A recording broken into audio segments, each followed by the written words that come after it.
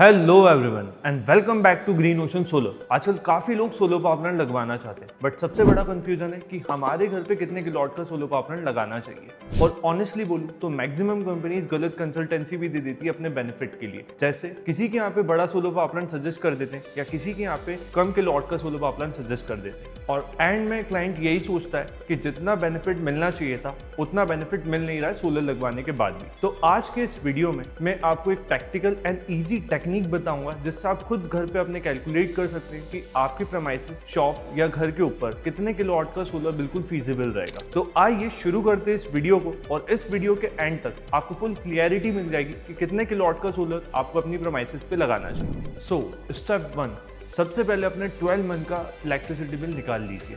देखिए कि आपने लास्ट 12 मंथ में टोटल कितना इलेक्ट्रिसिटी बिल पे किया है मंथ वाइज। काफ़ी लोग अपना एक महीने का इलेक्ट्रिसिटी बिल देख के भी सोलर लगवा लेते हैं, जो कि काफ़ी गलत अप्रोच है। आपको ऐसा नहीं करना चाहिए जस्ट बिकॉज क्योंकि आपका मंथली कंजम्पशन चेंज होता है। जैसे कि समर्स में एसी चलने की वजह से आपका कंजम्पशन बढ़ता है, वहीं विंटर्स में एसी और बाकी चीज़ें नहीं चलने की वजह से आपका कंजम्पशन कम भी होता है। तो आपको एवरेज निकालना मस्ट है। आप हो सकता है 6 या 8 मंथ का भी एवरेज निकाल सकते हैं, बट एक्यूरेट कैलकुलेशन के लिए आपको एटलीस्ट 12 मंथ का एवरेज निकालना चाहिए, जिसमें आप ध्यान रखें कि आपका समर्स का इलेक्ट्रिसिटी कंजम्पशन इंक्लूडेड रहे। सो आइए इससे हम समझते हैं एक एग्जांपल के जरिए।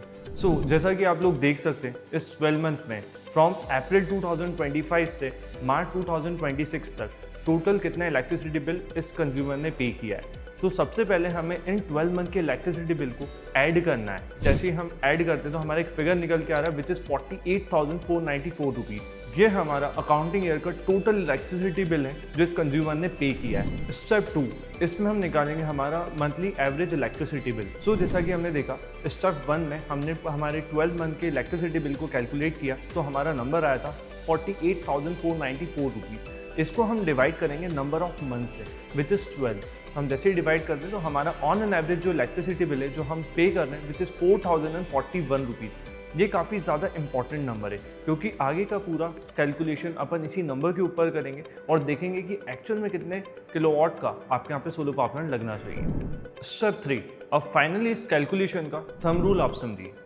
1 kilowatt is equal to 1,000 rupees saving per month, यानी 1 किलोवाट आपको 1,000 रुपीज़ हर महीने सेव करके देता है। तो हमारा स्टेप 2 में जो एक on an average electricity bill आया था 12 मंथ का विच इज़ 4,041, उसको हम डिवाइड कर देंगे 1,000 रुपीज़ से। सो आपका एग्जैक्ट नंबर आ जाएगा कि कितने किलोवाट का सोलर पावर प्लांट आपके यहाँ लगना चाहिए।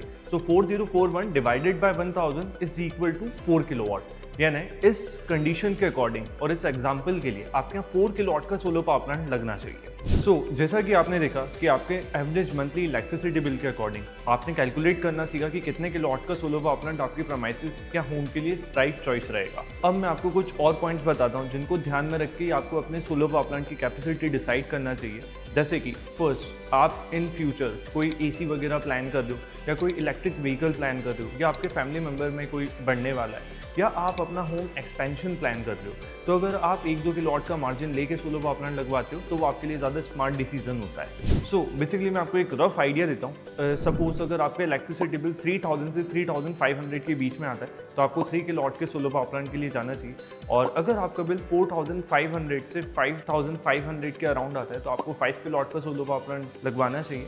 और वहीं पे अगर आपका बिल 10,000 से 12,000 के बीच में आता है तो उस केस में आपको 10 किलोवाट का सोलर पावर प्लांट लगवाना चाहिए। सो आई होप कि अब आपका कंफ्यूजन क्लियर हो गया होगा कि आपके घर या प्रेमाइसेस पे कितने किलोवाट का सोलर पावर प्लांट लगना चाहिए, और अब आपको भी आइडिया है कि कैसे लोड एनालिसिस करते हैं। और अगर आप एक proper designing and proper load analysis चाहते हैं तो आप हमारी टीम के साथ भी कनेक्ट कर सकते हैं which is green Ocean solar, और दिए हुए नंबर पर भी आप कॉन्टैक्ट कर सकते हैं। And thank you for watching this video.